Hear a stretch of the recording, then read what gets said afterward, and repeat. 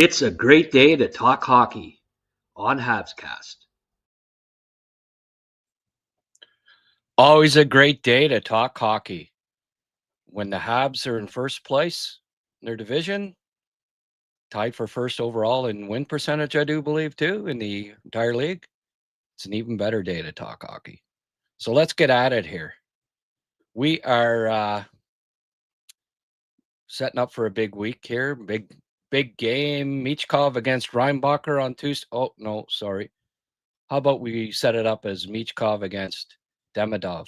Maybe that makes a little more sense. By the way, I had a look at Reinbacher's last game, and I will be posting something on my Patreon page for all my members that are on Patreon or who also happen to, I haven't got everybody set up yet, but people that are subscribers to my YouTube channel will also get access to my Patreon page, which is going to have tons of content as the year goes along here.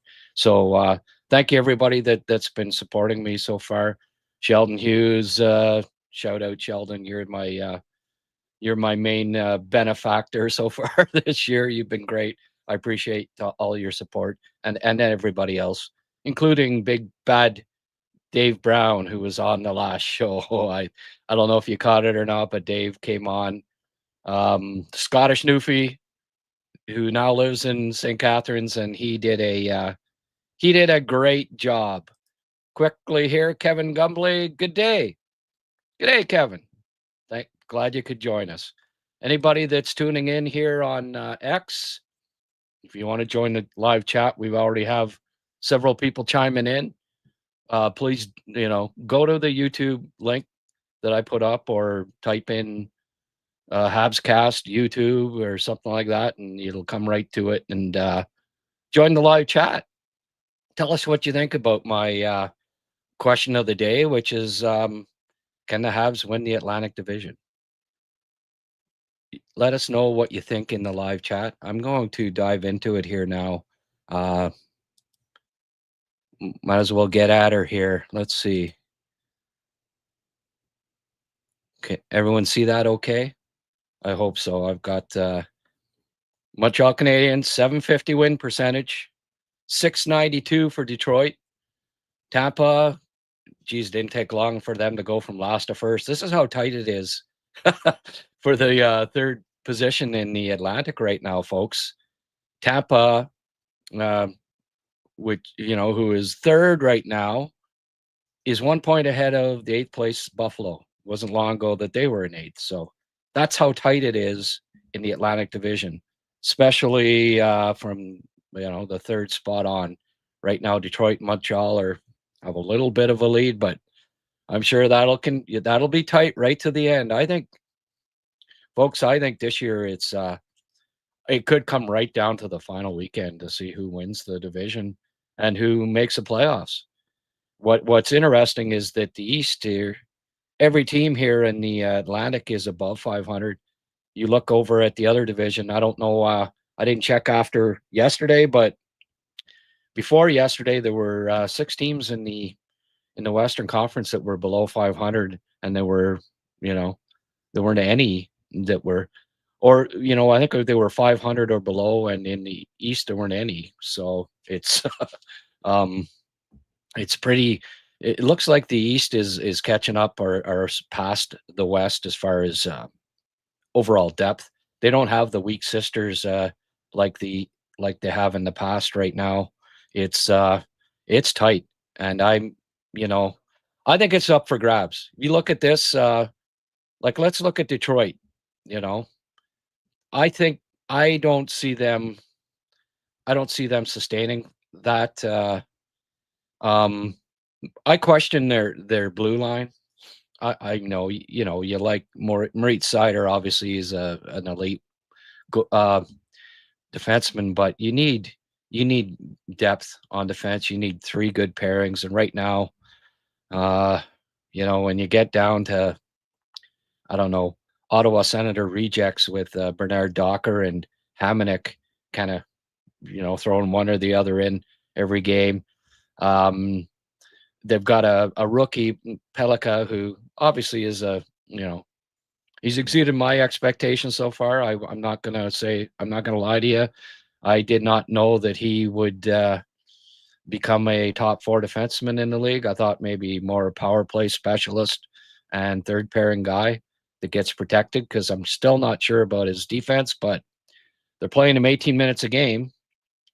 Goal and 3 assists as a rookie NHL defenseman, but I think he's going to get worn down. He is -8, I believe, so far this year, -6 or -8. I've never had an issue with his offense. He's going to produce points in the NHL. He's undersized, and I'm not crazy about his defending. So you've got, an undersized rookie defenseman playing 18 minutes a game, who's already -6.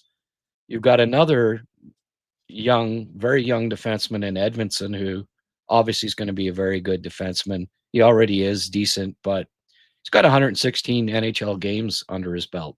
So their blue line, in some respects, kind of mirrors Montreal's from a couple of years ago when they they worked so many rookie defensemen into the mix.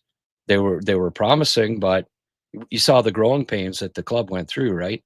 And I think Detroit, as the year goes along, as the games get more important, you're going to see some cracks in the armor there when it comes to their defense. And I don't know that they have the scoring depth up front either to compensate for that. I think if there's a team in the top 4 right now in the Atlantic Division that I think will drop out eventually, it would be Detroit. But we'll see. They're off to a good start, and that Finney kid, I don't know, maybe bad karma, whatever I mentioned. Like, geez, you got a 20-year-old rookie drafted in the 7th round playing on your top line. What's that tell you about depth? But he's had a very good start. I'll give him that. The kid's quick. He's a good player, but again, I think you wonder about just how much depth they have offensive wise in the top 9, I think. But let's get back to the standings here.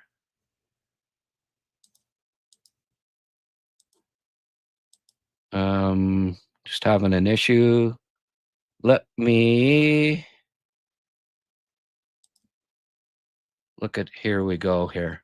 Tampa Bay Lightning, for some reason it wasn't clicking back on the standings. I'm still learning some production tricks, so bear with me every now and then, folks. Tampa obviously moved back up. They might be Montreal's biggest hurdle to overcome. Obviously, they've, if you look back at the last 5 years, they probably have the best record of any, or 5 or 6 years, any team in the Atlantic, and they still have obviously Kucherov, a top 5 player in the league, and Braden Point, Victor Hedman, Vasilevsky. So they have some of the best players in the league. So they're never, and none of them are truly out of their prime yet. Although I would suggest that perhaps Hedman at on the other side of 35 now may start to slow down a little bit, but he's still a fantastic defenseman. I think personally the lack of young talent that they have, sooner or later that catches up to you. Young guys bring so much energy to the dressing room, to the ice. It's nice to have that mix. And I think most teams, like Tampa, when they were winning their cups, like Anthony Cirelli was a young player, right? They had a few guys. Point wasn't very old. They had several guys that weren't really at their primes yet, but brought that youthful energy. Sergachev, another example. I think you need a nice mix, and Montreal, well, they've got more than a nice mix. There's maybe too much youth, but that's another story. But the interesting thing with Montreal and their youth is that a lot of these guys now have at least 3 seasons under their belt, 2 to 3. So they're not raw rookies. There's only a couple that they're working in. And even one of them, Kapanen, is he's got 3 years of pro experience coming into this year, and he already looks like a vet out there, right? So Tampa, if Vasilevsky is at his absolute peak, they're in the running, obviously, to win one more division at least. But they've traded away so many young prospects, so many draft picks over the past 5 or 6 years. They can't, because of that, they don't have the entry level contracts balancing off the big contracts that they have, and I don't know that they can add a heck of a lot more. While the Canadians have the flexibility to trade for better talent at the trade deadline, and also more flexibility with cap space and stuff than Tampa, I do believe. So I think Montreal improve themselves more in the offseason, but they can improve themselves more during the season than Tampa can. And for that reason, I think the Canadians have a decent chance of finishing ahead of Tampa in the standings. A lot of it obviously is going to depend on the goaltending, right? Vasilevsky, you got to give the edge to him, but Dovish right now is playing every bit as good or better than Vasilevsky. So if that continues, if Dovish can be anywhere in the same stratosphere as Vasilevsky in net, I don't see why the Canadians can't finish ahead of them in the standings. Now, Ottawa, geez, they have to. Well, let's look at the expanded here. What do they have? 51 goals against. That's not, that's not recipe for winning your division. I'll say that. 2-3-1 on the road. One thing I like about the Habs too here is most wins in the division on the road to start. I think that's very encouraging. I think it helps get off to such a quick start. They only have 34 games left on the road, and they already have 5 wins. That's going to help them. Geez, Kevin, we got to get rid of your G'day here. Kind of stuck in the way. I didn't even notice that, but yeah, when you look at this stat here, right? Lowest goals against save above expected.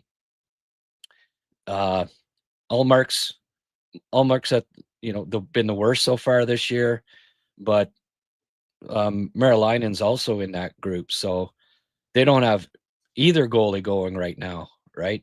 At least the Canadians, you can say, well, look at over here, fourth best goals above expected leaders, right? So Dovish, the Habs have a goalie that's rolling right now. You got to run with him. I think another interesting thing, if you look at this, the best goalie so far this year in greatest goals above expected leaders, there's only one from the division, and that's Dovish. So that bodes well for the Canadians as well. Right now, they've got the hottest goalie in the division. If he keeps it up, I don't see why the Canadians can't win the division. But hey, we're a dozen games in, right? And a lot to go. However, when you consider that, I think Monty gets things straightened around at some point here. If he doesn't, well, you either call up Kakinen or Fowler. And I mean, Fowler, I think could be a backup in the NHL right now, as far as I'm concerned. He's got that kind of pedigree, right? But yeah, so we'll get back to the standings here. We'll look at this one. So Ottawa, they got to get that goaltending straightened out. Obviously, without Tkachuk in the lineup, that hurts. So I don't know about the Sens. you love their depth down the middle. Sanderson's a stud. Stutz, he's playing great, and Pinto, and they you really have to like those two, the 1-2 punch at center. But without Kachuk, without with the issues they're having keeping the puck out, and a lot of it has to do with goaltending. It doesn't matter how good your top two centers are. You're not going to win a division with two of the 10 worst goaltending performances throughout the year. Now the Bruins, yeah, they started so quickly, and then they, which was a surprise to many, right? Then they lost about 6 in a row, I think, and now they're back to winning a few. So I think it's going to be one of those up and down years for them. 7-7, that's that isn't going to win you the division, right? That'll the seventh, eighth teams will be right around 500, and that's where I expect the Bruins to be. Florida will move up ahead of them. They've got 2 games in hand. They're already ahead of them in win percentage. You look at this, Boston's at the bottom of the standings in win percentage, and I think that's what you'll see, right?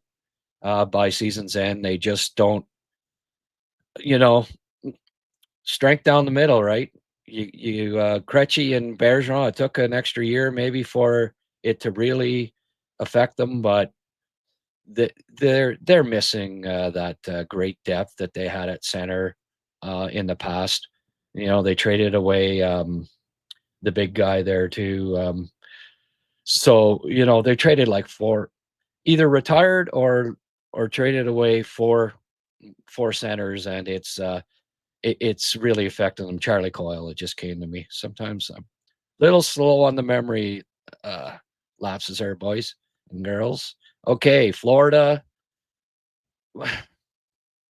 Obviously, going into the year, the Panthers, you say, well, hey, they're going to win the division. They won 2 straight cups. They re-signed all their players.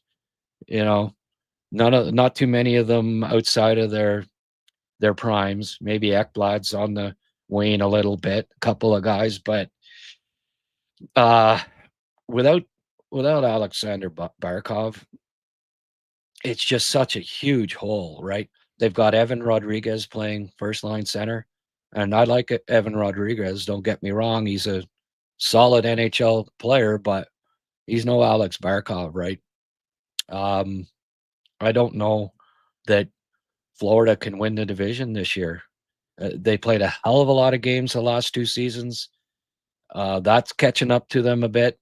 Marchand hasn't had great regular seasons. He's been on the wane when it comes to regular season, and then, of course, had that great playoff last year, right? But I don't, he's not the same player he was 3 years ago, regular season at least. Bennett is off to a slow start, and he's kind of has to be the guy that grabs the ball if they wanted to, as far as replacing Barkov in terms of production from a center. But he's much like Marchand, not seeing a pile of regular season production from him recently. Got to get to the playoffs first, right? They might struggle even to make the playoffs this year. There might be a bit of a lull there. Bobrovsky's, a lot will depend on Bobrovsky.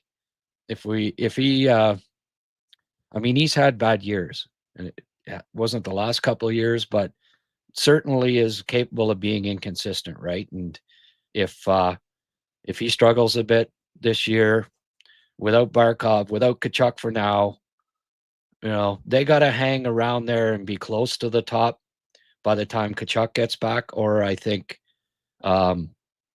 you can count them out as for winning the division. There's just too many good teams in this division, and I think another thing too, with which I think helps Montreal's chances of winning, is like Tampa and Florida may be their main competition. Toronto would be in the mix, I guess, too, but Montreal had really good records against them last year. They play them well. So if they do the same thing this year, it might be the difference between the Canadians not winning the division and winning the division. So that's another thing in the Canadians' favor, is that they have a good record against both Tampa and Florida of late, and seem to play those teams really well. So again, right now, if you asked me to put a bet on who would finish ahead in the standings in the Atlantic, I'd lean towards Montreal. So if you want to do a bet there, folks, you go look at, you're into betting. I'd lay a few bucks on the Canadians right now winning the division. I don't think it's a bad bet, and I wouldn't shock me if the odds are still fairly slanted against them doing that. I don't know. I don't lay bets, or haven't been, but that'd be one I'd consider if you're into that kind of thing. Now, you look at this, Florida started 1-4 on the road, right? They're going to have to pick that up. Now, the Leafs. Yeah, the Leafs, right? They're a bit of a wild card. Slow start on the road, 1-3. Got to like that the Canadians are 5-2 compared to that. 6-5-1 after a 108-point season. That's not the start that the faithful Leafs Nation was hoping for. You got to look at, you got to consider this too, right? A lot will depend on their goaltending. Right now, obviously Primo, I think, he's in the bottom there, but hasn't, with Wall being out, that hurts them. Primo is not an NHL goaltender. I think most Canadian fans would agree with that it's just it's not happening for him. And whenever he plays in the NHL, he's just can't seem to stop the puck. Stolarz, he needs to be in that top 10 of goalies for them, I think, to be solid defensively. And right now, their goaltending helped them a lot last year when it came to, they had very good numbers, both of them. I think that helped them a lot for them getting 108 points. But goaltending has been an issue so far for the Leafs to a certain extent. It hasn't been as good. And if the goaltending isn't as good, and they're not going to score as many goals without Marner. I'm sorry, but that's just not happening. There was I saw a tweet in the preseason, Leaf fans, that somebody put up a stat showing that Matthews scored more goals when Marner was out of the lineup than when he was in it. And, some people speculate saying, hey, I think he'll get more goals without Marner being on the team. And, that just logically that didn't make sense. And I think you're seeing that the 60 goal seasons may be over for Matthews, but hey, don't get me wrong, he's an elite goal scorer, and he'll probably prove me wrong again, just like he has in the past. We'll see. But I don't know. I'd be surprised if he hits 60 again without Marner by his side. Matthew Nyes is a nice line mate, and he's become a really good NHLer. And yes, I did love him in his draft year. So I wish the Canadians would have ended up with him.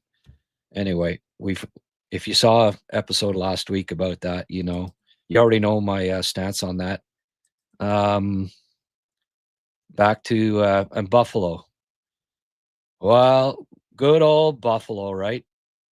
What can you say? It's 15 straight years, 16 straight years going to be coming up without making the playoffs? Probably.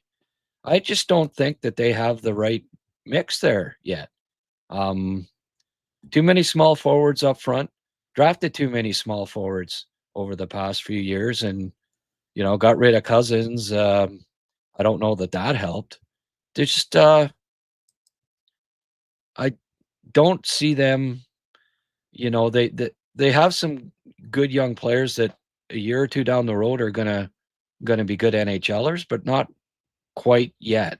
And I I don't know what it's just been a debacle from management perspective as far as I'm concerned over the past decade. I mean, they could have Eichel, Reinhardt. Oh man, like if they had just been patient, right, and made the right decisions over the past decade, they could have a powerhouse right now. But Cousins for Norris, and he was one bad face-off away from blowing out his shoulder again, and you know, just drafting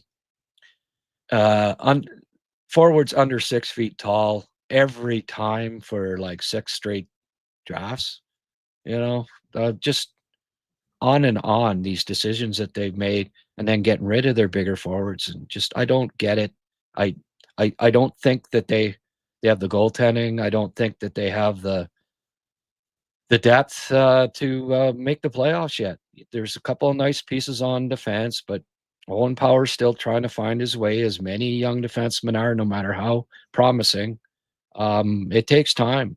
It often takes 300 plus games on defense, no matter how high you're drafted or how touted you are, before you're truly comfortable back there.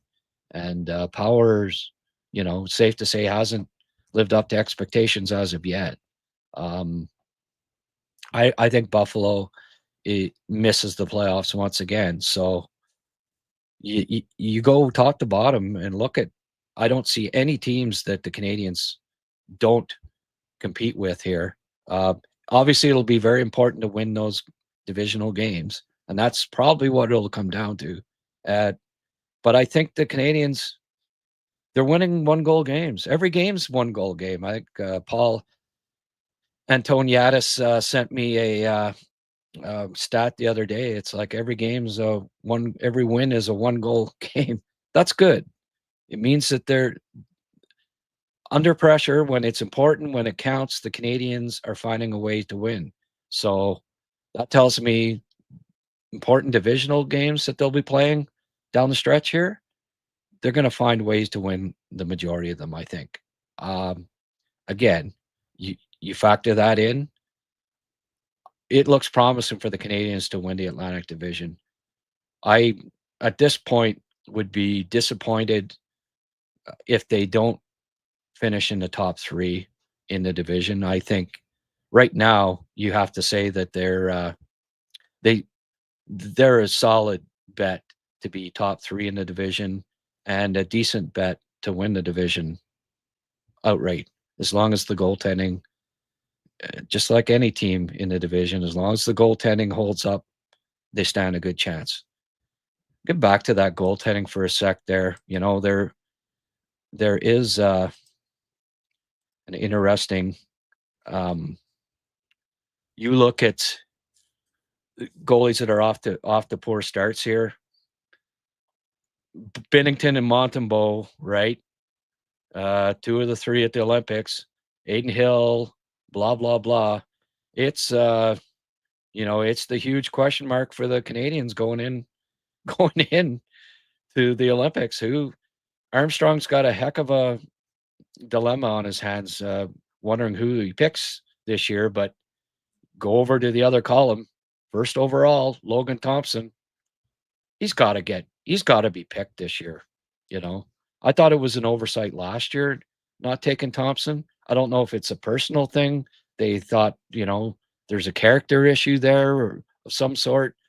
I know there was connections with the coaching staff and him in Vegas, I think, from before, but you have to invite Logan Thompson right now.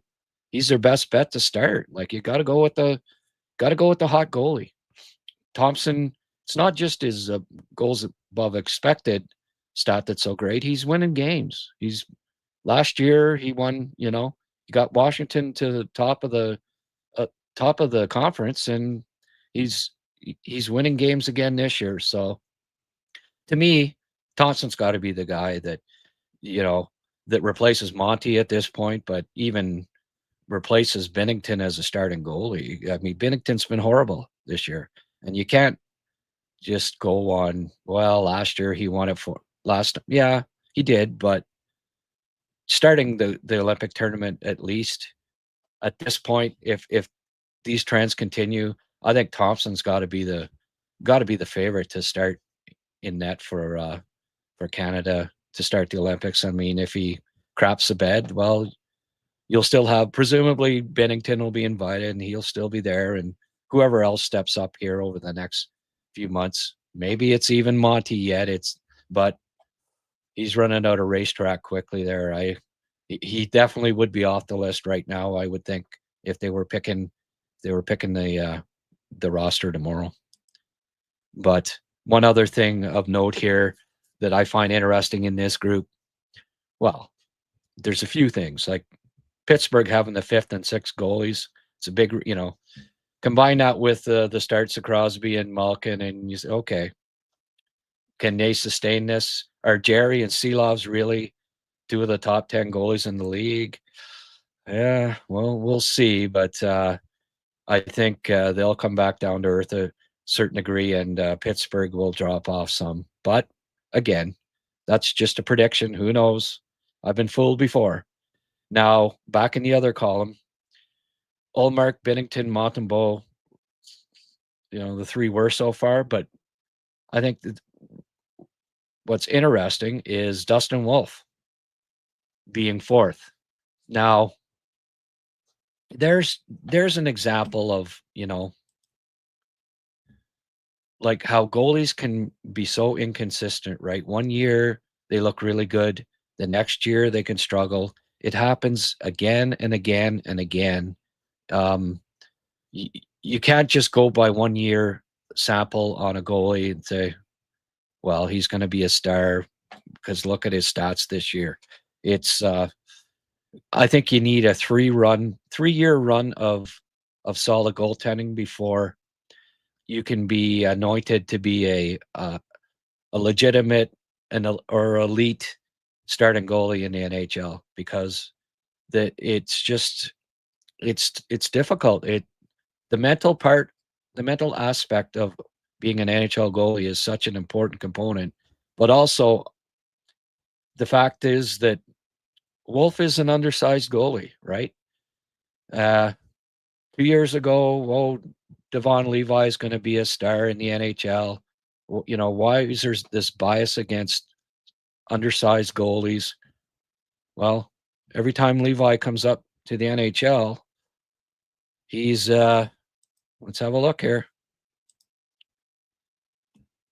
He was .952 save percentage in Northeastern, then .933. Okay, elite. Started off in Buffalo, .905, which wasn't bad. So people were, he's the next. NHL teams really screwed up not taking him high. He's going to be elite.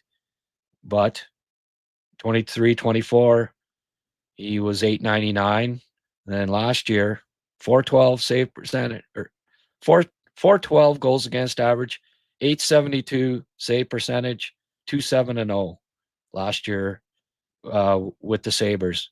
Yeah, look at his numbers in the American League. They're good, but there's a huge difference between the American League shooters and NHL shooters. NHL shoot. The reason why a lot of guys are in the NHL over guys that are in the AHL, because better shot, better shooters. They can put it over a goalie's shoulder. Wolf last year had and again, it wasn't like he played 60 games, so you had to be careful. Like, people were saying how he's going to be a star goalie based on 30 to 40 games that he played.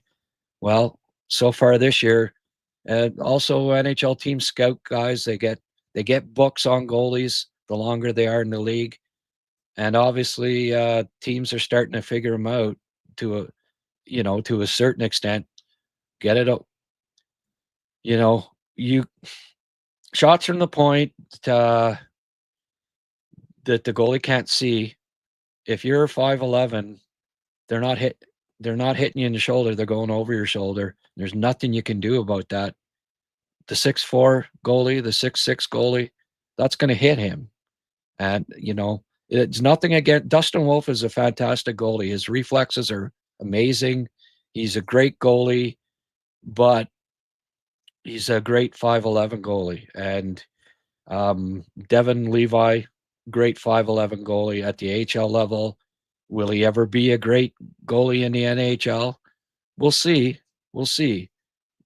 You know, Wolf was fantastic in junior, but junior shooters versus NHL shooters, it's just unfortunately these are the reasons why it's tough. It's just like the 5'11" quarterback. The odd one can overcome the fact that they can't see past their linemen, right? But it's rare. And just like that in the NHL, it's rare for a goalie these days under 6 feet to excel.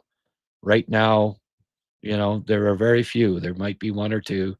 Wolf will probably bounce back. It's early in the year, but it's interesting that to this point, at least, he's come back down to earth some, and it doesn't surprise me.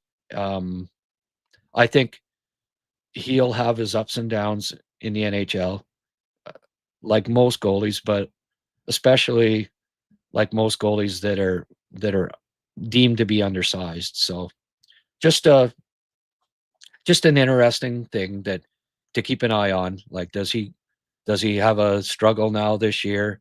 Is he really as good as people were claiming last year? I mean, a lot of people thought he should have won the Calder last year, or at least been second. And um, I, he had a great rookie season. Don't get me wrong, but teams are getting a book on him, starting to figure him out, and we'll see. It'll be an interesting uh, thing to keep an eye on this year. But Wolf not having as strong a year so far is one of the main reasons why Calgary, they're in a lot of games, but they're losing. They're at the bottom of the standings. So I hope he bounces back. I push for these guys. I want them to overcome the odds and to prove, you know, scouts wrong in that regard.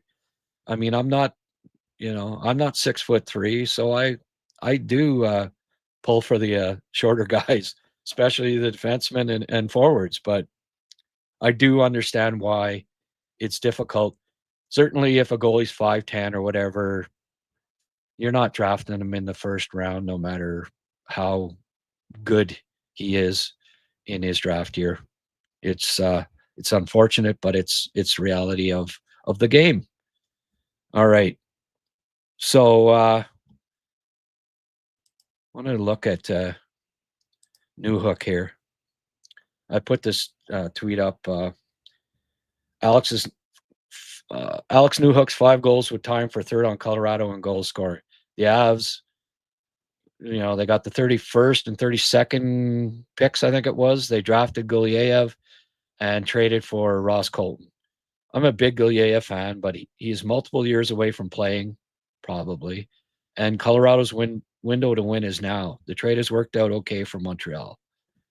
Yeah, I mean, I sort of understood it at the time from Colorado's perspective. I like the fact that they, unlike some teams like Tampa, Toronto, Boston, didn't want to keep trading their top picks all the time, or if they did, get them back by trading somebody else. And I mean, I understand that logic, and so I respect them for wanting to keep. They made some picks like Cott and Jost and that weren't panning out, so they're under 24 depth when they made this deal was not very impressive. And I'm one that believes in, I think you need to have decent under 24 depth if you want any kind of an extended window for contending in the NHL, or it will close fast because of salary caps, because your core ages, when they age, you got to have guys coming in, right? You can't always trade for them.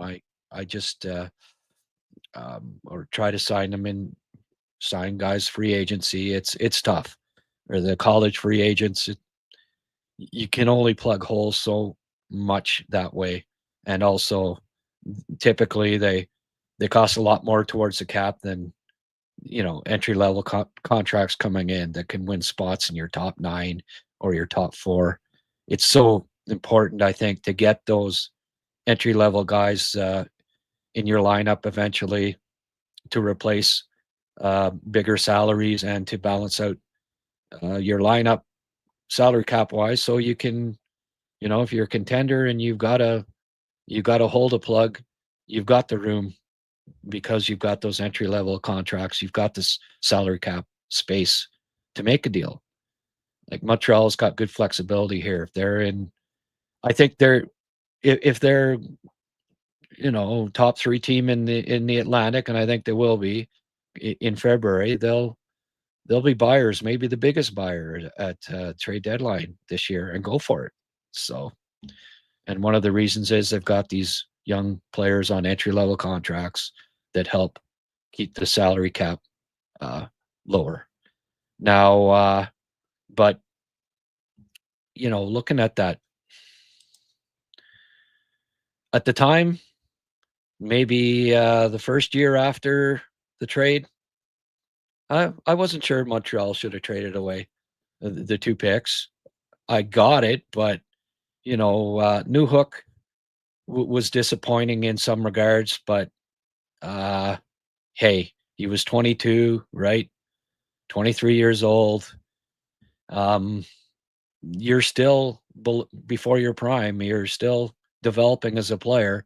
And kudos to Marty St. Louis and Trevor Letowski and Kent Hughes for getting him, for being patient with him and helping him become a better player. He's a lot better player right now than when he first came to the Canadiens.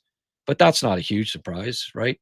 From 21 to 24 or 22 or whatever he was, you're supposed to improve as a player. So Canadians were looking at it when Hughes made the deal and said, okay, he's not a finished product and he won't be for the next couple of years. But when he's 24, 25, we think he has a good chance of being a solid contributor in our top 9 and perhaps our top 6. Right now, he's playing like a top 6 forward. I would not have said that 2 years ago. So good for them. I think the trade has worked out favorably for the Canadiens, and I think he's from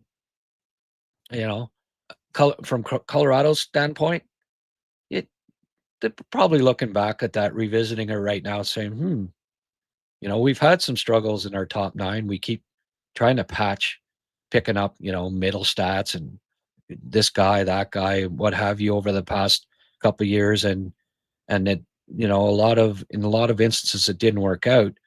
And Newhook could look awfully good in their top 9 right now. But, and their window to win has been the last 2-3 years. Like, if they had a choice right now, would you say, well, would we like Ross Colton and Gulyayev or Alex Newhook? I think they'd probably say, I wish we had Alex Newhook right now. But you can't predict those things at the time. Colton is more of a consummate bottom 6 forward than Alex Newhook, I suppose. But what the Canadiens have done is developed him into a pretty sound defensive player. He's utilizing that speed not only, to get more points. He's on pace now for 12 and 9 times 6, 70 to 50 to 60 points, somewhere in there. And which is good, but then penalty killing on in important situations, playing well defensively, forechecking like a demon. He's I said it going into the year, he could be a key to the Canadiens contending this year, him making a step, and so far that's proved true. He's been an important reason why the Canadiens are on top of the standings right now, and kudos to him. I mean, hey, he's a Newfie, right? If you don't like Newfies, there's something wrong with you. He's a solid character. I'm rooting for him, and I'm glad that he's proved a lot of naysayers wrong this year. He was kind of a whipping boy, and I've been guilty of harping on him in the past too. But glad to put it this way: glad the organization's more patient than I can be at times. Now, yeah, that's my main topics for today. Unless somebody asks a pertinent question that I can I can uh, I can expand on. Um, Ask me some questions here, folks. I'm going to start looking at the live chat and seeing what we've got here. Sheldon, my benefactor. Thank you, Sheldon, for weighing in. They can win the Atlantic, but I'm more interested in them going far in the playoffs.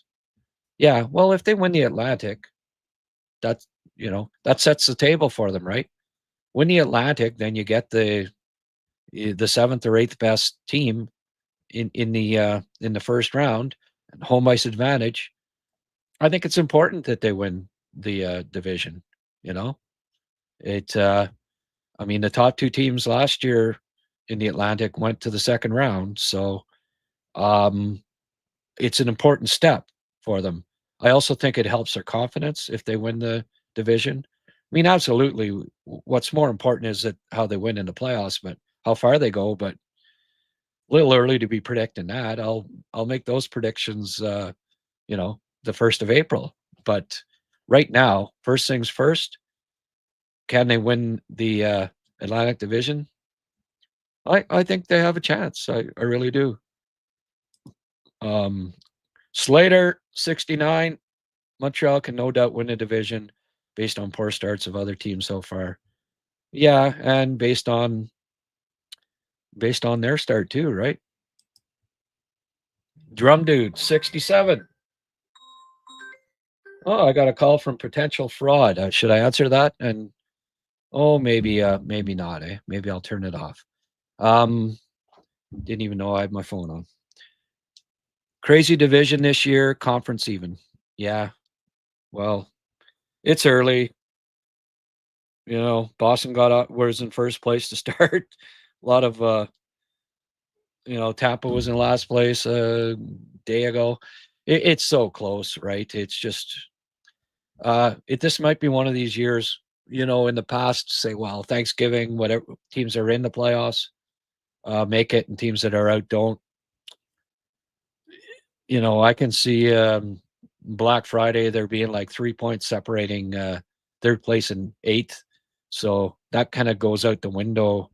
If that's the case, it could be the eighth place team could end up second, right? If it remains as tight as it is right now, 1 point separating top three spot in the division and last place. So it's crazy. Crazy is the word.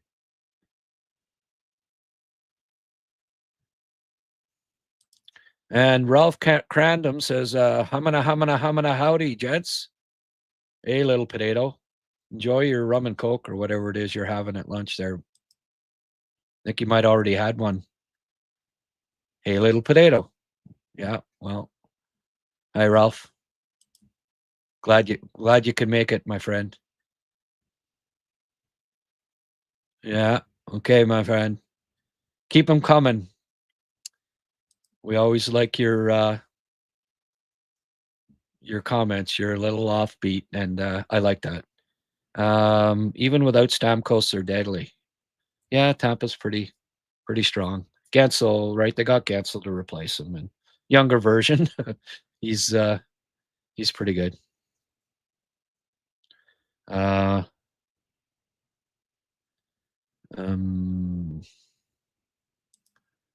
Oh, geez, little potato, you're just you're prolific today. Well, every day. Tampa beat us 18 million or 15 million over the cap 3 years ago. Yeah, not this year. Yep. Got any questions, folks? Now's the time, or I'll be wrapping this up plenty early. Philippe Saint Laurent, those ridiculous LTIR cups will always have an asterisk. Yeah, okay. Guys, time to get over it.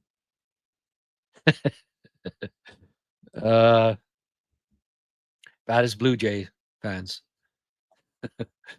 They're a little bit of complaining going on here. Tell me what you think about that ball lodged under. I mean, that's the rule. If it gets lodged, it's a ground rule double, but blame the umps on that for following the rules.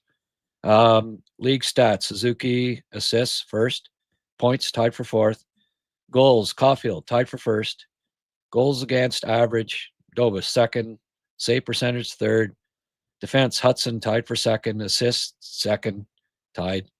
Rookie points Demidov tied for first, assists first, goals Kapanen tied for second. Yeah, and rookie goalies who would be first all across the board.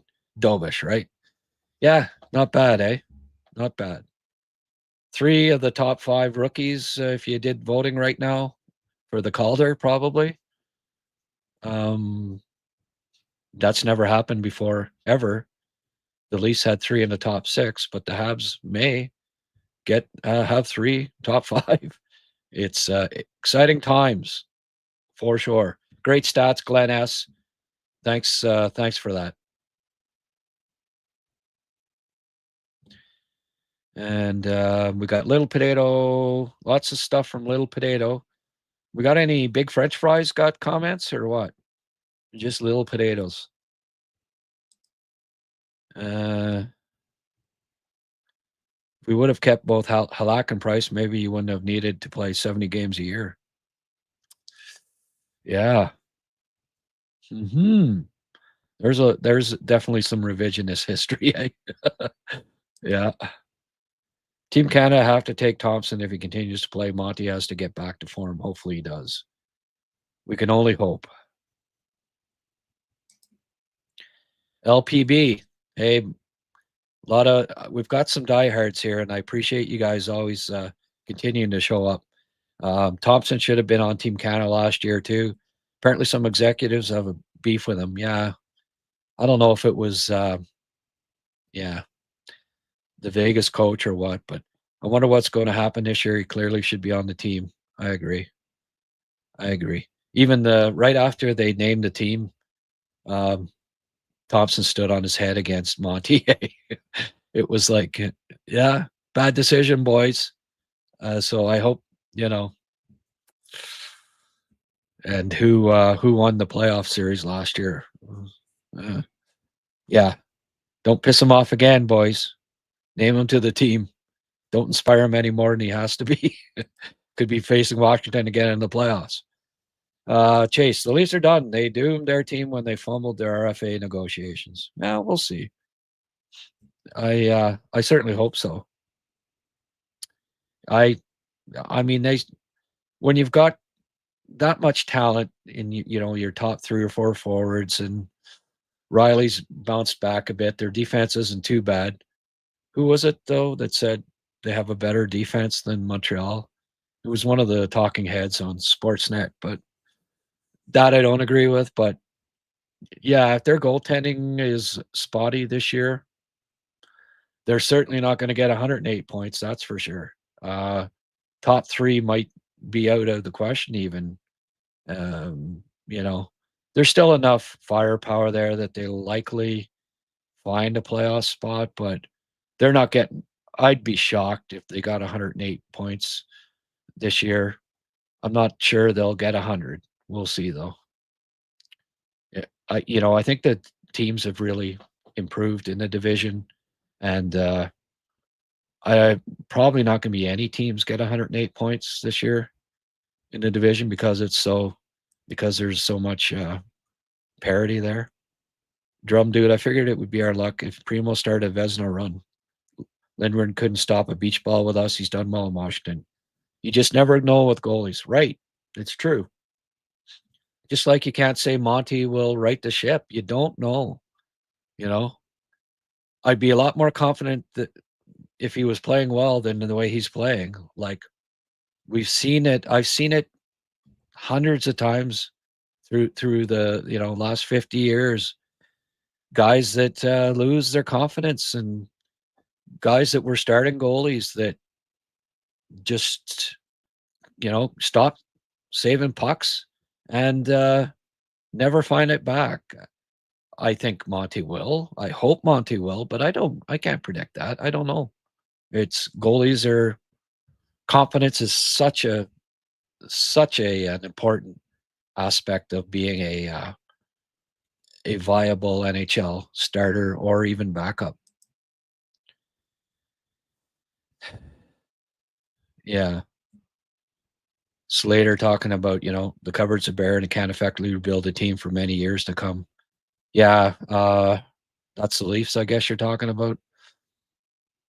Pretty much. I mean, I like Easton Cowan and Matthew Nyes is young. Like they've made a couple of kudos to them with the first round picks that they have kept. They've made, or top 60 picks, I guess, because Nyes wasn't a first rounder, even though I ranked him top 20. Uh, they made a couple of decent picks in recent years that help, but their under 25 depth is severely lacking. You can only plug so many holes with Yarn Crocs and the like, right?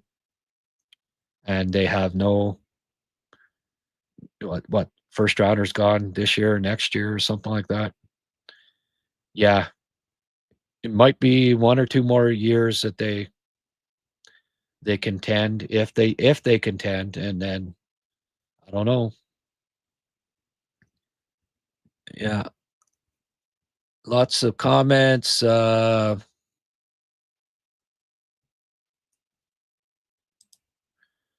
next shift, good work, Grant Franco. Hey, Franco.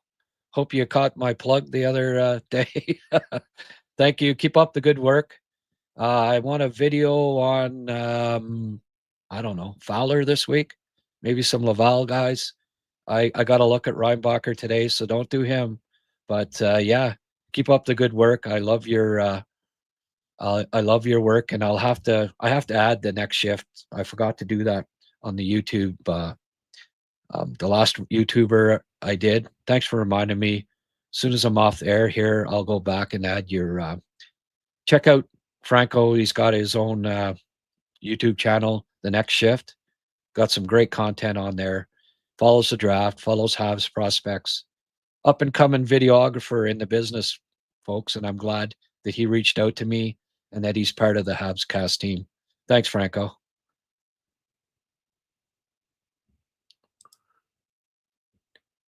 Died on Sunday.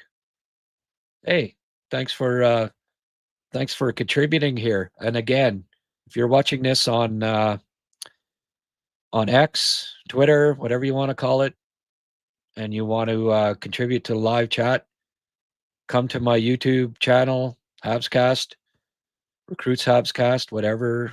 Type that in, you'll get it. Uh, join in this live podcast and give us some comments. Ask me a question or two.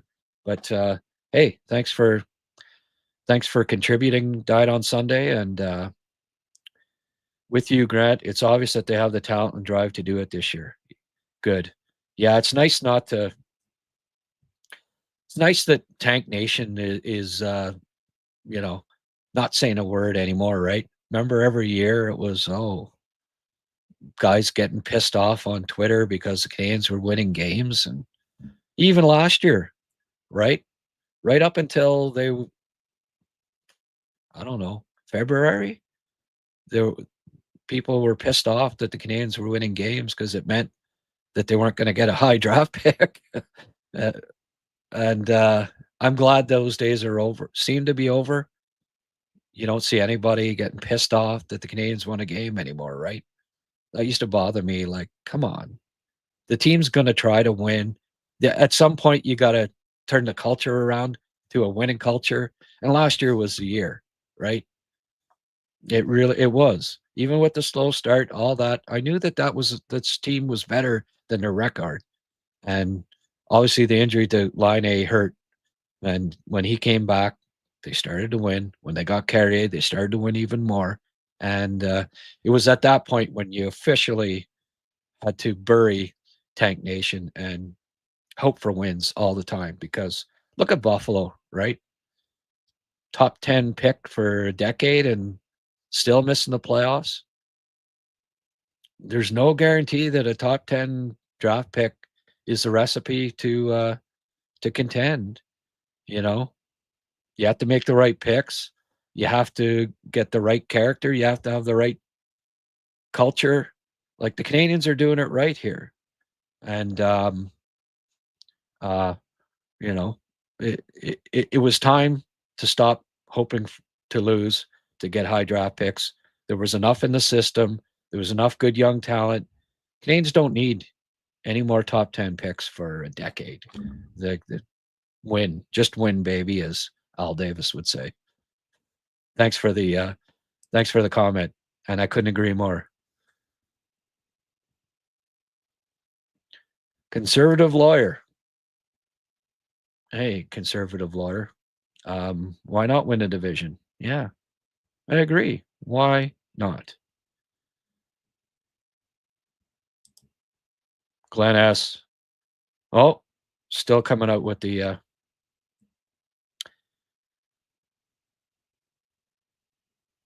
okay, this is a little hard to read, Glenn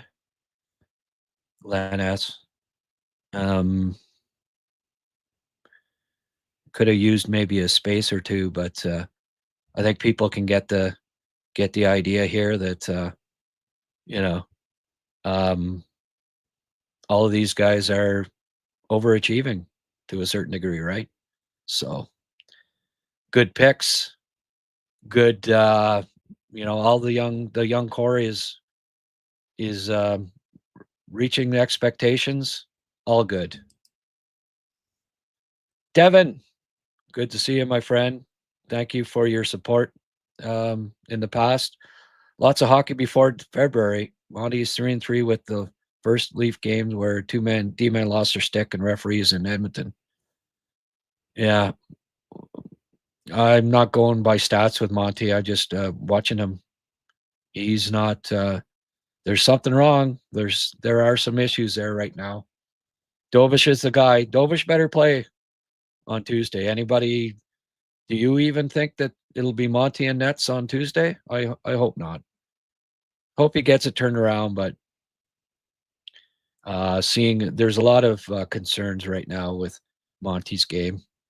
He's he doesn't have a winning mentality. He's struggling confidence wise, and that's such a key for a goaltender.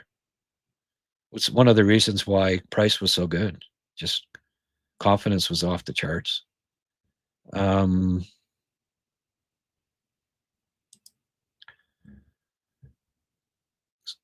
Conservative lawyer Slavkovsky is really starting to shine and become the player we drafted. Yeah, I'd say that's true. He should have more assists than one assist. He's made a lot of really good passes, and hey, if he only ends up with 20 assists but has 50 goals, that's fine too, right? I gotta say, I was wondering about, could Slav be a 30-goal scorer? I said it on an early podcast this year, and I'm glad it's making me look like that concern was maybe a bit quick. And it just goes to show you got to be patient with these guys, right? 21 years old. You can look at a lot of big guys through the years that became 30, 40 goal scorers. When they were 20, they weren't scoring more than 20 goals. So I'm glad Slav it's such a key for him is getting a couple goals and getting that confidence and shooting more. He's hitting the net a little more. He's not getting as many shots blocked now. He's getting to open areas. They're passing it to him a little more now too. That's part of it, right? I mean, when Slav goes 15, 20 games without a goal, he's out there on the power play and he's got his stick back ready, and it's running through Hudson's mind or Suzuki or Caulfield thinking, I don't know, pass it to this guy. He's going to miss the net. He's not going to score. He hasn't scored in 20 games. So, but even their mindset changes too, right? As well, Slav's on a 4-game heater. Maybe I should dish this puck over to him, right? So it's not just Slav that him scoring, having a 4-game goal scoring streak helps it. His mindset. It also helps his line mates, and especially on the power play. So when things get rolling, it can snowball. And now I'm expecting Slav to get 25 to 35, somewhere in there. You know, even if it's only a 5-goal climb every year for 2 or 3, hey, 3 years, 5 goals more each year, that gets him up to 35, right? So, yeah, I'm not as concerned that Slav, like I said, I don't know how often he'll score 30 goals in the league, but I'm, you know, I'm going to retract that statement or that question and say, well, okay, Slav can be a regular 30 goal scorer, perhaps in the future. And hey, when you combine everything else that he brings to the table, yeah, especially in that draft class, there aren't going to be very many 30 goal scorers, and especially ones that are 6'3", 225, that bring all of the elements that he brings. Hey, nice to have teachers and lawyers in here, right? Paul Gregory, teacher. Grant, what elements of Habs regular season OT success translates to playoff OT success? No, I get what you're saying. The 5-on-5, right, is different than 3-on-3. I think where it translates for me, Paul, is in that they can win tie games, right? When a goal is needed, when it's overtime, they can be the team that scores. They can win tight games. Overtime playoff game doesn't get any tighter than that, right? So I think winning OT games breeds confidence, momentum.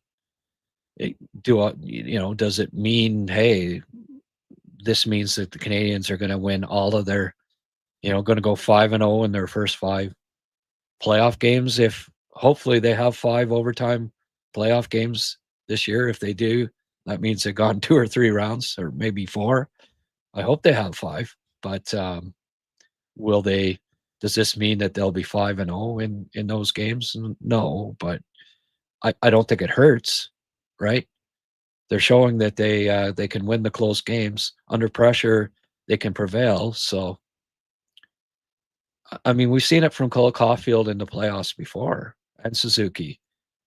OT, they're good, and come up with big goals. So, yeah, and I think Demidov, he's made for OT in the playoffs. Like, the guy's all of 3 of his goals have been either tying goals or winning goals so far this year. He comes up with clutch plays too. He's I saw it for 2 years. The last 2 years, clutch. Like, his MHL team 2 years ago, dynamite. You know, clutch goals, clutch plays when they needed it. Led them to a championship in the playoffs. So yeah, I think with the amount of talent that they have on the club now, that it may help them. Winning these overtime games now may help them win overtime games in the playoffs. Let's hope so. But a good point by you, just the same.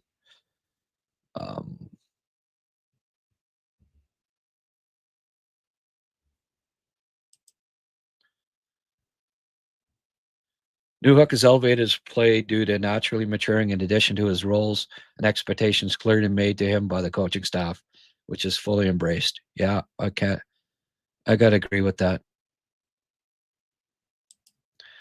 Kevin Gumbley predicting that Cooley will always have more points. Yeah, we'll see. but I know what your point is here. Cooley, and I've said it too, Cooley probably gets more points most years than Slav, but Cooley will never have Slav's size, right? I don't think he'll ever be as good all around, as good defensively. Um, and come playoff time, nice to have a Slav. Nice to have a Slav on your top line. Good points, Kevin. I agree, and I've said as much in the past. Hey, Mark, very good idea. And I sometimes need reminder of this. Please, folks, hit the like button. It's, you know, it helps so much. It's amazing how much just hitting the like button helps. Helps me. Subscribe if you haven't subscribed. That's the other obvious thing. But hype it too if you're on mobile and you've got the hype button. All of those things sets off the algorithm, gets people the suggested videos and people's YouTube comes up more often when the views obviously help, but interacting, leave comments, leave a message, not just on the live chat, but afterwards or during, leave comments if you don't mind too. All are welcome. But the more engagement there is, the better it helps the algorithm and it helps my numbers, and that's how I'm earning a living now. Is it is with your support. So yeah, I appreciate that, Mark. Thank you for doing my job for me here. uh, yeah, a lot of people are weighing in on Newhook. Uh, I don't know about poor man's Mark Recchi. Mark Recchi, a lot better vision, a lot better.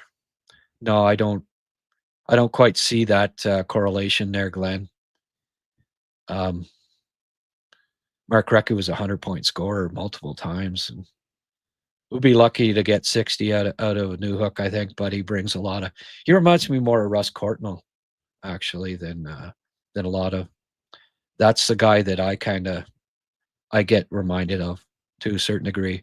When he came to the Canadians, he really helped. That speed was much needed injection, and he really helped the team with his speed. And Newhook does as well.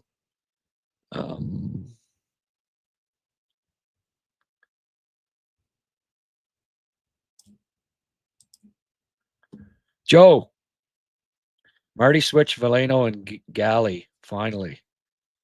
Okay. Yeah, I like that. I like that move. Galley back with Bolduc and Dach. Yeah, I I don't mind. Well, I guess he never was right. They had Line A before, but Galley. Yeah, no, I agree with that. Get Veleno down with Anderson and Evans and Galley up. I think they were doing it in part wondering about Doc's face-offs, right? Anybody can look it up. I don't tell me what Doc's face-off percentage is so far this year. If you go to Hockey Reference, Doc Reference, Google that in, and go to his stats for this year, and it'll tell you his face-off percentage pretty quickly. I haven't looked at it. I'm curious to know where he's at this point, but I assume it's a little better, and maybe that's why they're a little more comfortable with moving another guy that can take faceoffs away from that line and putting Galley back in. I think that was the main thinking of it, but yeah, it could mean a little more ice time for that line too, right? Moving Galley up. I don't mind that move, if indeed that's what they end up doing. Oh, can I talk about Dach? Well, Hickory Dickory Doc. take a look at your clock. I just talked about him, Caper Boy. Thank you very much. I don't know that they need. I don't need know that they need a 2C. I say right now, no. When you're 9-3 and your centers are playing well, I'd say no. But they have till the end of February to make that determination. There's certainly, there was talk going into the season that maybe early on they try to get a second center, but typically everyone's in the playoff race, right? And this year, especially with it so tight, as I showed the standings earlier, the third place team could be the eighth place team in the Atlantic Division tomorrow. Uh, nobody's trading away. When you're a point out of the playoffs, nobody's trading away a top two center, right? Not at this time of year.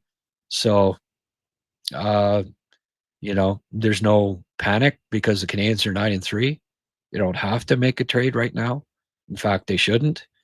And see how Kapanen and Dach evolve as the year goes along here. If they keep playing better and better, and the team keeps winning, no, there's not as big a need at second line center.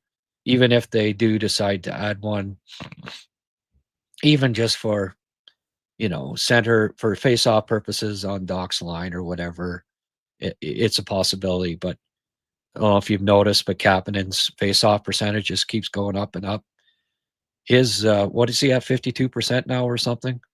For a rookie center, believe me, that is outstanding. And I think he's got the tools to become a well above average face-off guy, and that's just another reason why I like Kapanen so much.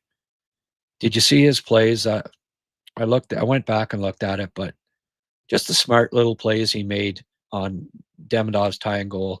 Twice he went back to the point at the perfect time, like he was over on the one side and he knew that the defenseman was pinching in, right? He flew right over to replace Hudson.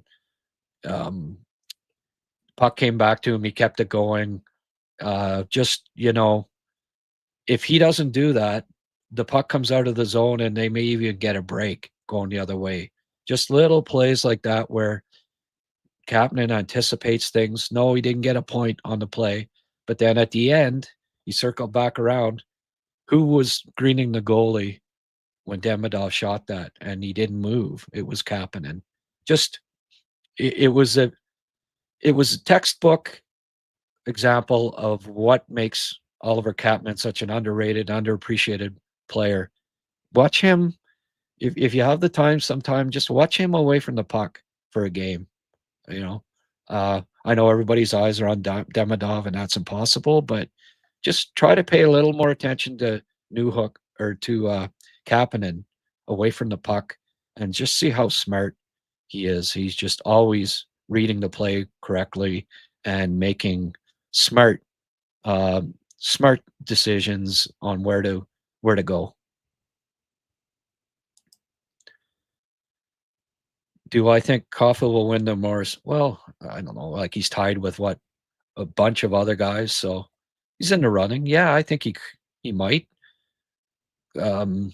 Suzuki's evolved into one of the premier playmakers in the league. Slav's just getting better and better. Got Hudson feeding him, right? The power play clicking. If the power play clicks all year, Caulfield has a legitimate shot of winning the Rocket Richard Trophy. Mind you, last year at this time when he had 10 goals in 12, saying the same thing, right? And he cooled off, but we'll see. I think, mind you, as well, they don't have Line coming in to take his spot on the first power play over on the left side either, right? He's got that spot back permanently. That's his office, and he's going to score a lot of goals on the power play from the left side. Zeph, hey, don't forget about me. Oh no, I would never forget about you, Zeph. Thank you Thank you for coming on again. Is this a new name? Maybe. Stephen Vukovic. Vukovic or Vukovic? Thank you, Stephen, for the question. How do you feel about Connor Geekie as our second line center possibility? No, I'm not the biggest Connor Geekie fan. And Tampa's traded away all their young players. He's one of the few under 25 guys they picked up.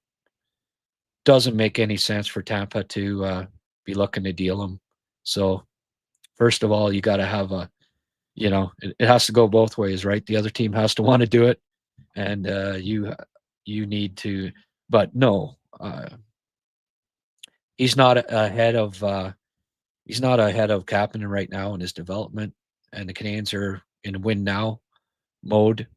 And I don't think Tampa would trade him because they've got he's it as far as young under 25 talent, and they need all of that they can get. So I don't see that that deal happening. Don't forget they traded for him too, right? Wasn't that long ago. Yeah. Oh, here we are. Okay, I did just address that, Francois.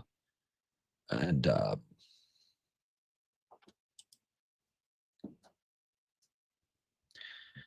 how soon will it be before other teams begin copying the Habs 3-on-3 on OT?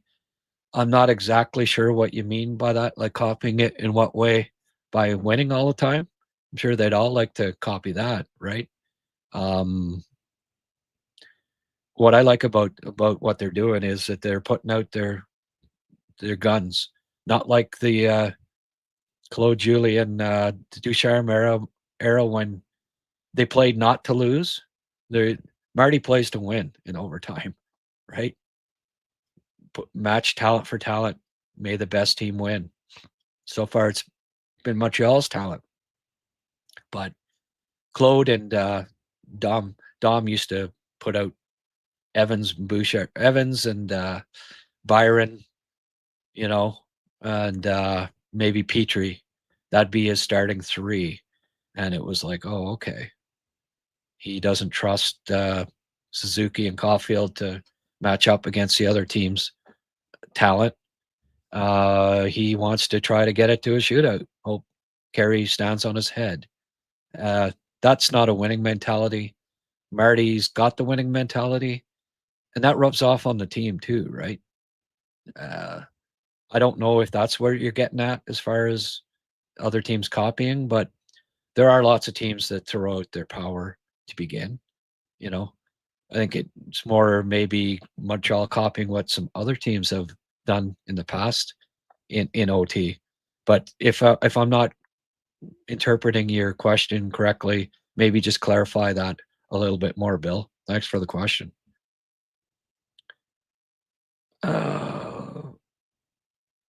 Cash fan, hey Grant, is it just me or does Dach let everyone else rough him up without much pushback?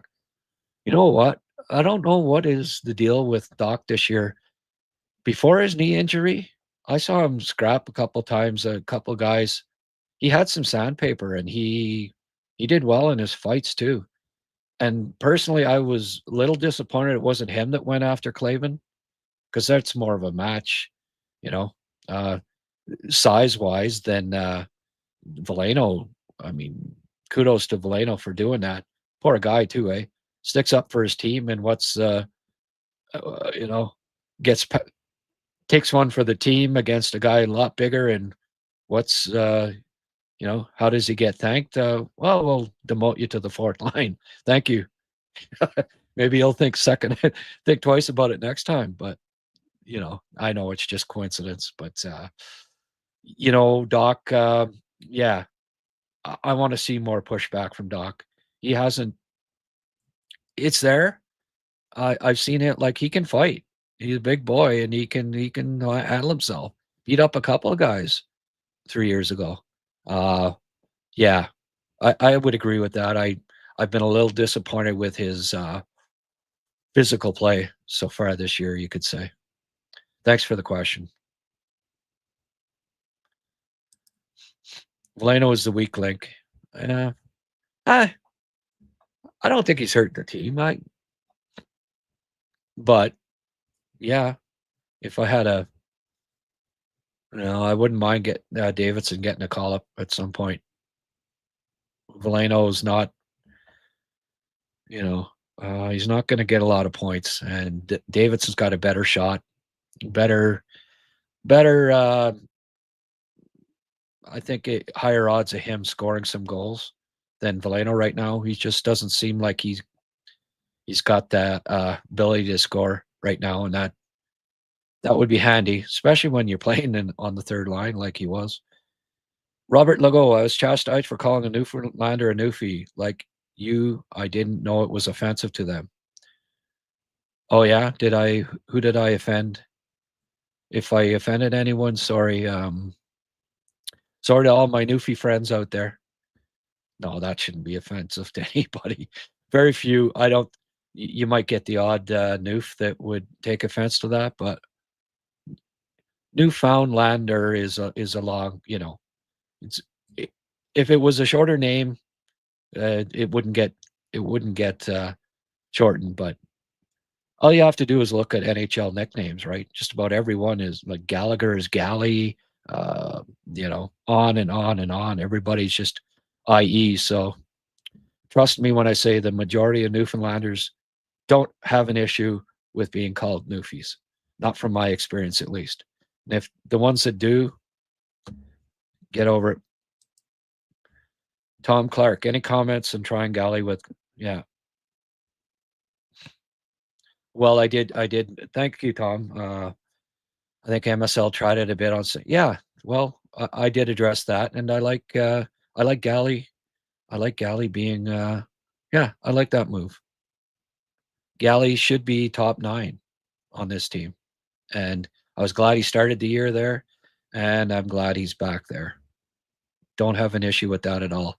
He can contribute offensively more than Anderson and Evans just aren't getting it done offensively right now, and Galley, yeah, he'll be happy with that, and I think Dach and Bolduc similarly will be happy with that.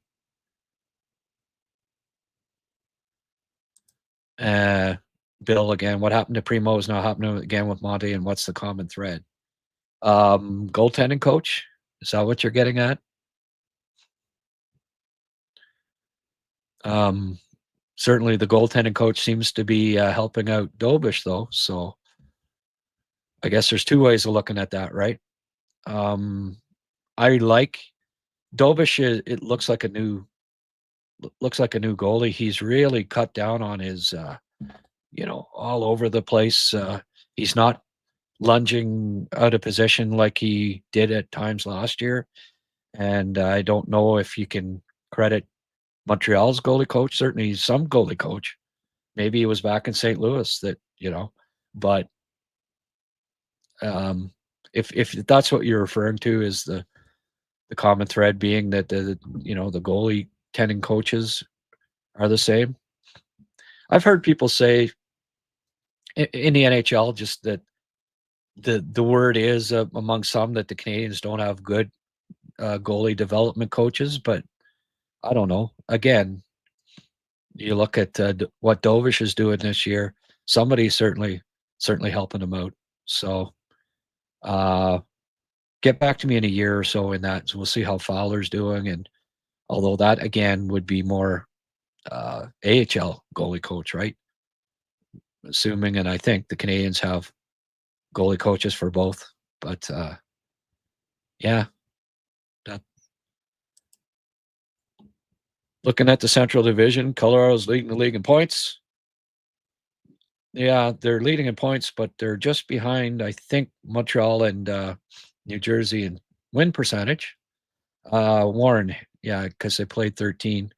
What do you think? 1 point for pushing a game to overtime is too much, seeing that Winnipeg is 9-3 yet in second. Oh, getting that extra point for winning in shootout too has always bothered me. I don't know what other people's thoughts are on that, but you get the same amount of points for winning in regulation 6-1 as you do winning in a shootout. I don't know. I know it would change, historical records and all that, but I would not have an issue with them with the 3 points being awarded for a regulation win. You know, and then if you win in OT or shootout, then it's 2 points. Something along those lines. It would be fairer, and I think at the end of the day, that's the most important thing. And I hope they explore it at some point where, you know, the you get more from winning in regulation. I also think it would make overtimes more meaningful, and also the end of regulation time, right? Win that game, and but I also would like to see 10-minute overtimes and no shootout whatsoever. That to me is the one that I really would like to see. Um, Even if you got to go down to 2 skaters, at the 7th minute or something, I would start at 4-on-4 after 2 minutes, go to 3-on-3, 2 more minutes, go to 2-on-2, 2 more minutes, go to 1-on-1. Somebody's going to win the damn game at some point. Go 1-on-1 till the game ends. That I know that's radical. That we played in minor hockey. We played that in OHL playdowns. That's how you decided overtime games. You started 5-on-5, actually, which would make more sense. Then 4-on-4 for after 2. Then 3-on-3 after 2. 1-on-1 after. Trust me, it is the most dramatic thing you've ever seen, and I've ever been a part of in playing hockey. It was it was fun, and it's actually more fair than a friggin' deciding it in a shootout, as far as I'm concerned. There's at least two player. There's at least a defender still out there when you come, right? The shootout there isn't. So, but that would never happen. I know the NHL. It would make too much sense. Bedard is not at the level of Celebrini Suzuki, but is he Team Canada Dream Boy? Yeah. Well, I don't know if you'd say he's not at the level of Celebrini. He's like Celebrini's younger, right? Celebrini's a better all around player, but Connor Bedard, you know, just watch. He's going to be a 50 goal scorer in the league. May not be this year, but kid's pretty talented. Love Celebrini, though. Better all around player. I would agree. Died on Sunday with how clogged the trade market is and how poor the FA market is next year. Should the Habs double down on their current group and stand pat this season? Maybe, but I also think with Barkov gone, there's a real window of opportunity to win the East, and then who knows? So I would go for it this year if I were them, and maybe preferably pick up someone that will be there the next 2 years as well, or beyond that, like Bo Horvat. If they could somehow, if Islanders end up being out of the playoff race, they could somehow wrangle him. He helps now. He helps 2 years down the road. He might be the difference between winning 2 rounds and making it to the finals. So, no, I think they've got so many assets and so many young players already that they can afford to, and they have extra draft picks as well in the bank. No, you go for it. You go for it now, I think. Thanks for the question. Braden Point shouldn't be on Team Canada. Sorelli, maybe yes on a defensive role. I hope Coop doesn't just get his guys in. Yeah, I don't know. Braden Point, I'd have Braden Point on the team over Hagel, actually, if you wanted to haggle over Hagel.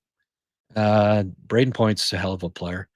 And you can never have too many centers, I don't think, because they can switch to the wing.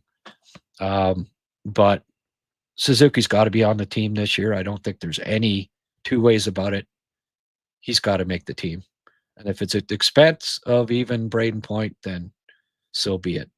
But yeah, with John Cooper being the coach, don't be expecting Braden Point to be excluded. You can have Suzuki play the Cirelli role, for instance. He's got to be above Cirelli and above Hagel in the depth chart for me going into the Olympics this year, and hopefully that's the case. Zarovsky, Little Potato, slow down on the rum and cokes there, my friend.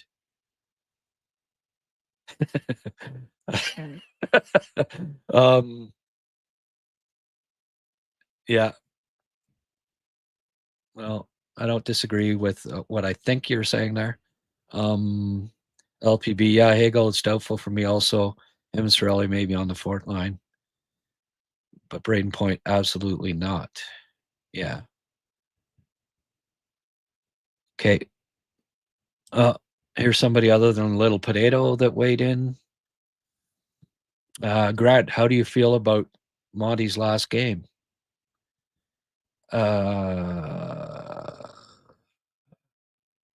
Didn't come up with the big save when they needed it.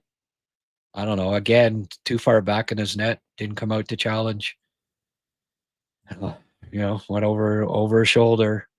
He's got to come up with a big stop when it counts. Haven't been seeing enough of that this year so far.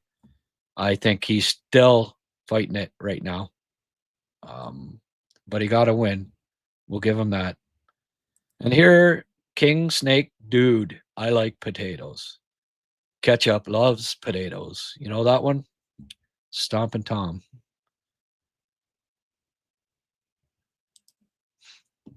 Are you sick, Grant? No Captain Lovin' today.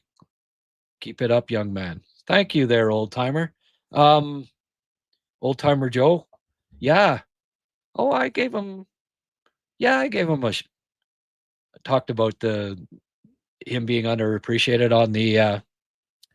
on the Demidov goal. Were you mixing Little Potato as next rum and coke when were you out of the room mixing Little Potato with rum and coke when I said that? Or anyway, thank you.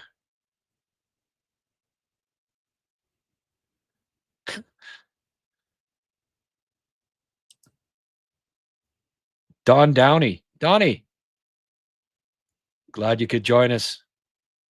Good morning from Kelowna, BC. Love the show. Grant, been a fan of yours since seeing you on Tony's show many times. All right. Glad to see somebody making the exodus over. I'm trying to, it's tough to find a slot where Tony isn't on the air. I started doing 9:00 show, and Tony's doing a 2-hour, he's doing a French show at 10, and it goes 2 hours. So it's, geez, I guess I gotta adjust it to noon. So live lunch at noon as often as I can. Hope you can show up. 600 of you have been online here so far, which is decent. I mean, I like it to be over 1,000. And by the way, if you're on X watching this, come over to the live chat. It's getting better and better all the time. But hey, Don, thanks for tuning in at 10 a.m. I guess it's not too bad now. 10:30. Kamloops, beautiful spot, by the way. NHL scouts, even when Kamloops doesn't have any players worth watching, or Kelowna too, they make a point of going because the Okanagan Valley, beautiful.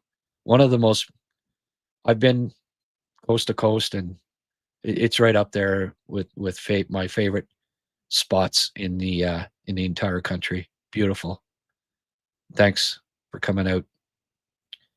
And I actually got something to eat before I came on, so I can go a little longer here. Again, getting some great comments. Rickerford we have, and Davidson will be called up by Christmas if he continues his great play. I hope so. He's been the guy I've been touting for, as I think might be the most NHL ready. Hey, he brings a lot of elements. The kid can fight too, right? He's a scrapper. Like, I think he might be a better fighter than Florian, believe it or not. But Florian is bigger, right? He'll maybe drop the gloves with some heavyweights that maybe Davidson doesn't, but who has the better punch? Davidson can really go. And you know what? Who's had the better knockout punches so far in their careers? Like, how many guys between Jackeye and Struble? And I'm talking about the sheriff here now. Like, Jackeye kind of mauls people, right? Ragdolls, stuff like that. But as far as like hitting a guy right on the button, Struble, he he might be a better boxer than Jackeye. He's not as tall and not as heavy, but we're finding out, and the rest of the league, and especially the Sens, because Yannick and Cousins have now both they've got the Struble knuckles sandwich, and he's an underrated fighter. I think you're just going to see this more and more as it goes along here. That Struble, you don't sleep on Struble, like a Mackenzie Weegar, right? Byron found out, right? There's certain guys out there, may not be the biggest, but they're dangerous fighters. And Struble, I mean, we know he's strong as an ox, but he can punch. So look for a couple more KOs in the future from Strubes. I love him.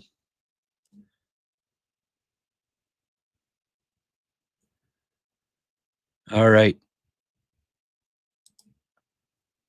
You caught the Stompin' Tom, eh? Well, ketchup loves potatoes, my friend. Got to go with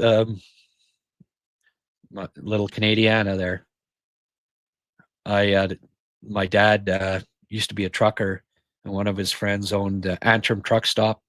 If you've ever been down the Highway 17, Trans-Canada, between Pembroke and Ottawa, that's where all the truckers stop. But his friend owned the Antrim Truck Stop till he passed away a couple of years ago. But he was one of, he got divorced early 70s, and it was rare in those days, but he had a little shack in Burnstown, Ontario. And my dad was a tire salesman at the time, and he'd take me on his trips, and we'd go, the back roads, Calabogie, Burnstown, all the way in there. And he'd stop if we saw his car there, he'd stop in, and Jack would always play me his Stompin' Tom collection. He had gotten to know Stompin' Tom, picked him up hitchhiking, believe it or not, outside Winnipeg, -30. He had a jean jacket on. Jack was in his semi, his tractor trailer, pulled over, felt sorry for the guy in his jean jacket and with his guitar case, picked him up, went into Winnipeg, stayed in a hotel, got this guy a room, went down and said, hey, you got any entertainment playing tonight? This guy here, I picked him up hitchhiking, says he can play. Why don't you let him play tonight? And sure enough, the guy said, okay. This was late 60s, Stompin' Tom. No one had heard of him yet. So Stompin' Tom's playing. And hey, this guy's pretty good. So Jack calls down to, he was a regular at the Renfrew Hotel at the time, in the Ottawa Valley, where I grew up. He calls down, says, hey, I'm going to bring this guy down with me. I'm heading home to Renfrew. He's playing at the hotel here, and he's pretty good. You got anybody booked this week? Maybe try him out. Brought him down to the Renfrew Hotel.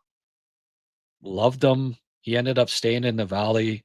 He ended up writing, inspired to write Big Joe Mufferaw because of the Ottawa Valley. His career took off from there, and Stompin' Tom never forgot Jack for kind of really giving him his break. And so Jack had every Stompin' Tom record and autographed and the whole works. And when Dad and I would stop in, when Dad was, doing his tire run to all the garages in the Ottawa Valley, he'd stop in if Jack was there, and Jack would play me all of the Stompin' Tom records. And of course, when you're 5, 6 years old and you hear Ketchup Loves Potatoes and, all these songs, I I got a kick out of him, and he knew I loved him, so he'd play him, every time we stopped in. There's my Stomp and Tom story. Hope you enjoyed it.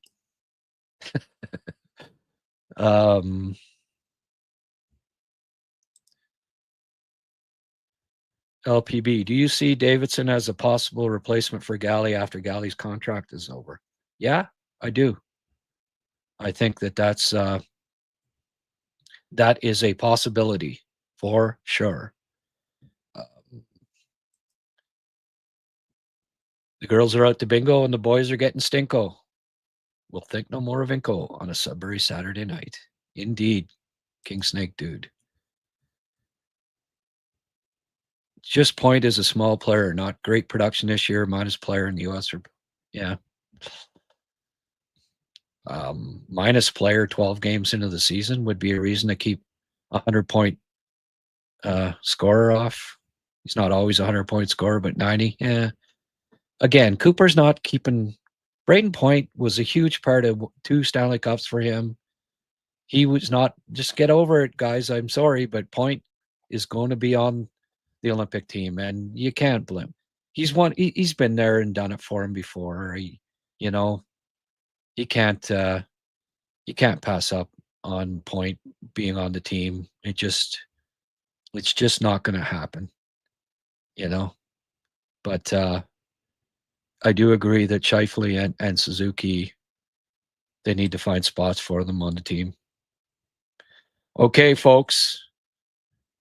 Hour 46. Not getting too many questions here. Drum Dude, when do you see Hudson getting a Norris nod, if at all? A Norris nod meaning finalist or winning it? Because the foreseeable future, Makar is kind of has to be the favorite there, right? Finalist. Okay, thanks for clarifying. Maybe as soon as this year. Maybe. They seem to points as the big thing, right? Long as you if Hudson's top 3 in points or top 2, and him and Makar are duking it out for the points. Yeah, I could see him being a finalist. Yeah. Maybe not this year, but if not this year, by next year. Boog Lee. Hey, Boog.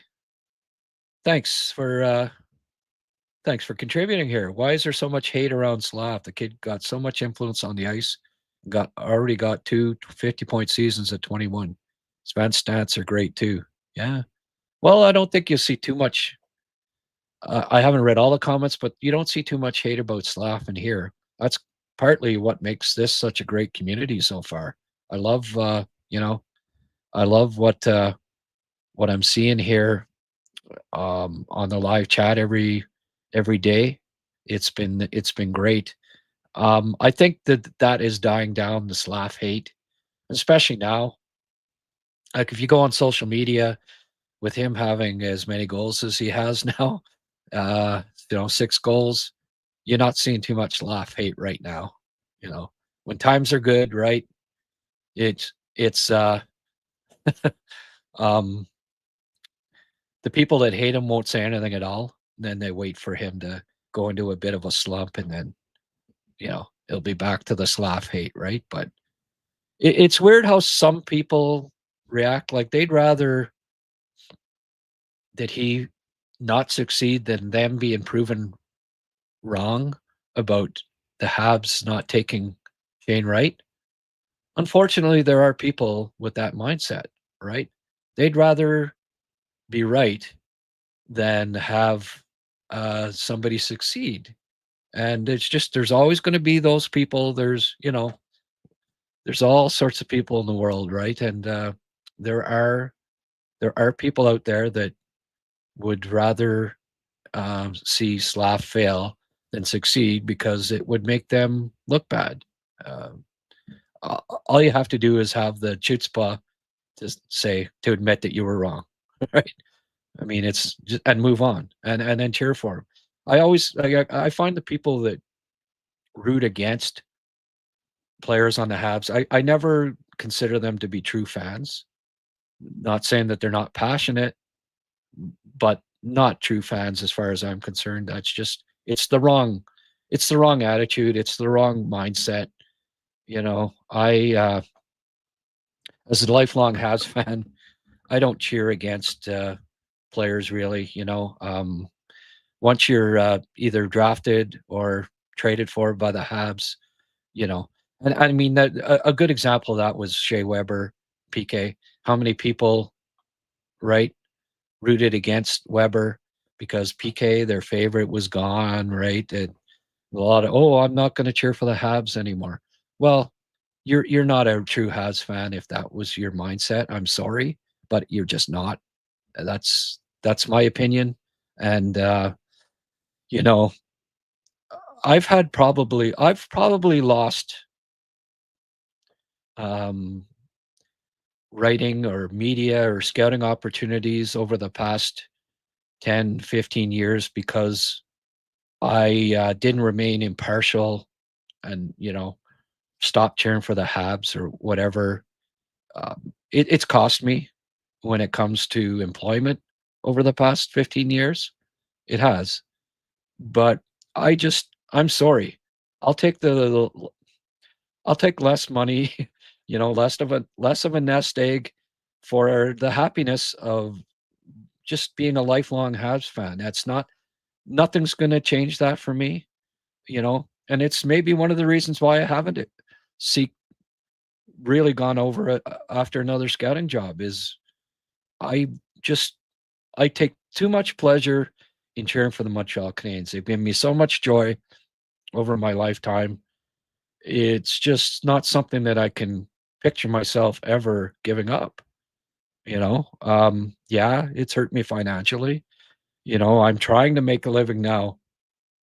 Like it hurt me with my draft guides. There were a lot of people from Toronto or Philly, Vancouver, whatever, wouldn't buy my draft guide because you know I was a Habs fan, um, and not ashamed to admit it. Right. So I've gone full in on being covering the Canadians here, and you know if you're a Habs fan, every time I do a video and you come and watch, like it, subscribe. Um, subscribe, become a patron if you can, even, whether it be Patreon or a YouTube channel, because I'm going all in on this. I'm going all in on covering the Habs and hoping that over the next decade that they do what I've been waiting 30 odd years for them to do again, and that's go on a great roll. 40 some really, if you go back to the 70s. I was there for the great run, and it's just there's no better feeling for somebody that's as much of a hockey fan and a hockey nut as I am than the Montreal Canadiens winning Stanley Cups. So I look so forward to that day again, and I'm going to continue cheering for them. And I hope that you're along for the ride. This is a great community that we're building here, and I really appreciate the support. And press like, you know, it helps. Every bit helps. Subscribe if you haven't. Retweet.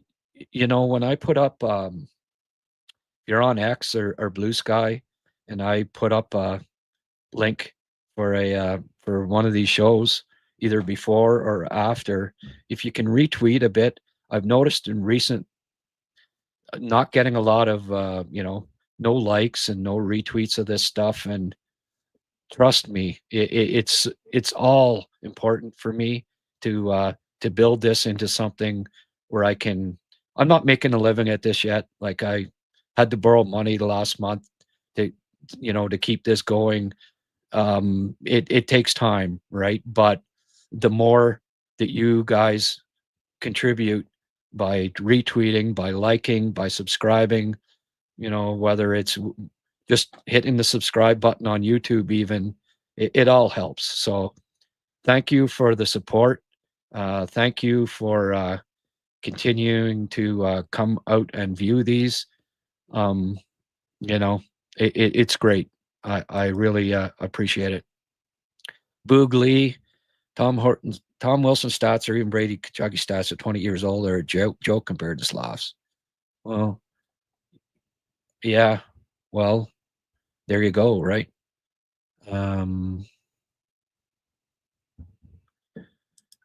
Devin, great content. Grant, once again, almost 2 hours. Gretchen's are only $5. Yeah. Well, if you do subscribe to the YouTube channel, I will also send you a gift subscription to my Patreon. I'm going to be posting a Reinbacher video later today that's only going to be available to my Patreon subscribers. I'm going to do I already did the clips from his last game. I'm going to put it up there. I have to start putting more exclusive content on my Patreon, but if you do subscribe to this YouTube channel, and I'm already up to 10 or 12 now, they've all come on board in the last week and a half. Really appreciate it. You can get an opportunity if you like to come on camera, talk hockey with me, comments and questions. If you become a YouTube, a member, I think it's $5, like Devin said there. But you're going to get exclusive content on Patreon as well. And anyone here that is already, just send me grant at habscast.ca. Send me a reminder I need your email address to get you onto Patreon as well and a member there. But it's free to be a Patreon member if you become a subscriber on YouTube. Okay, so again, thanks for everything, guys, and we're 2 hours here. I best get going. I think the young lad wants to do some gaming. He's probably twiddling his thumbs. So, okay, thanks again. Oh, Sheldon, $2 again. Sheldon, you don't have to keep doing this, my friend. You're already a subscriber. You're already, but hey, I'm not going to refuse it. I can't refuse it. Hey, I really appreciate it every time. It means a lot to me. Thank you, Sheldon. I wish you could come on. Don, I would retreat. I don't do social. Oh, no, that's fine. And I get it, And yeah, please keep coming out. Hit notify. I think you can hit the notification button if you're a subscriber on YouTube, and you'll know when, when an upcoming episode's coming on, right? So, just quickly here, Joseph, I feel the same way about the Habs. Yeah, I'm sorry, just the pleasure that I've had through the years. There are a lot of guys like Bob McKenzie who became friend and all that. Well, I'm impartial, this and that. I don't know. I just couldn't be. Um, I have to cheer for a hockey team, and it's the Montreal Canadiens. It's not going to change. It's just the way it is, and I don't regret it. I don't regret that I've maybe missed out on a couple of journalism jobs, media jobs through the years. I don't. I have no regrets, and hopefully the Canadians pay me back with a Stanley Cup soon here.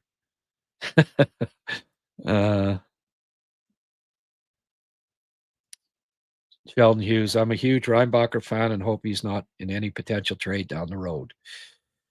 Good. Well, I'll again, send me if you're and I think Sheldon's one of the guys I have to send. I have to get something figured out if I didn't already. Anyways, I'm going to go look at that this aft and make sure that people who subscribe to my YouTube channel also get free access to the Patreon. It's going to be up there hopefully later today. I should probably I guess I'm going to have to stop this, right? So that I can get that done. Okay. That's it. That's it for today, folks. Oh, Michael finally showed up. Mike, better late than ever, my friend. Michael with an EA. Montreal should have won every game. Yeah, exactly. They should be on top of the standings all by themselves, shouldn't they? Well, maybe sooner than later. All right. 2 hours, 3 seconds. That's my cue to go. Thank you, everybody. Press like, subscribe if you can. If you haven't, appreciate it. Have a good day. Oh yeah, I'm going to do a show tomorrow, probably at noon, and then a post-game show as well after. And Liam's going to join me, okay? For the post-game anyway. Not sure who will be on at noon, but going to try to do a live lunch every day. This is doing great. So thanks again. Have a good one. We'll see you tomorrow at lunchtime. Bye for now.